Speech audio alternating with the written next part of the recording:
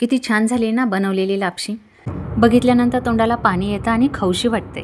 तर आज मी कुकरमध्ये झटपट अशी लापशी बनवलेली आहे, एकदम टेस्टी. तर मी आज ही बनवली कशी मी तुम्हाला सांगते. तर त्याच्यासाठी सगळ्यात अगोदर 1 वाटी लापशीचा रवा आहे तो घ्यायचा. तो स्वच्छ पाण्याने 3-4 पाण्याने धुवून घ्यायचा आणि त्याच्यानंतर आपण एका कुकरमध्ये 2 ते 3 चमचे तूप टाकायचं. त्याच्यामध्ये खोबरे कट करून घ्यायचं, तेही भाजून घ्यायचं. त्याच्यानंतर काजू टाकलेत तेही भाजून घ्यायचे. तुमच्याकडे अजून काही ड्रायफ्रूट्स असतील तर तेही टाका. नंतर धुतलेली जे लापशीचा रवा आहे तोही भाजून घ्यायचा. 4-5 चमचे आपल्याला तूप टाकायचं, जास्त तूप टाकायचं इथे जसं पाहिजे तसं. त्याच्यानंतर तो चांगला भाजून घ्यायचा, त्याचा कलर चेंज होईपर्यंत भाजून घ्यायचा आहे आपल्याला.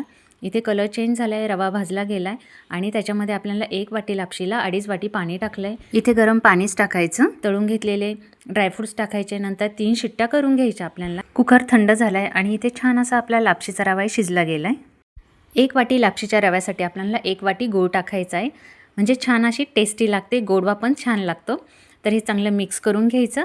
मिक्स झाल्यानंतर त्याच्यामध्ये आपल्याला जायफळ आहे ते किसून टाकायचं आहे आणि इलायची पावडर आहे तीही टाकून द्यायची आहे आणि सगळं एकदा मिक्स करून घ्यायचं.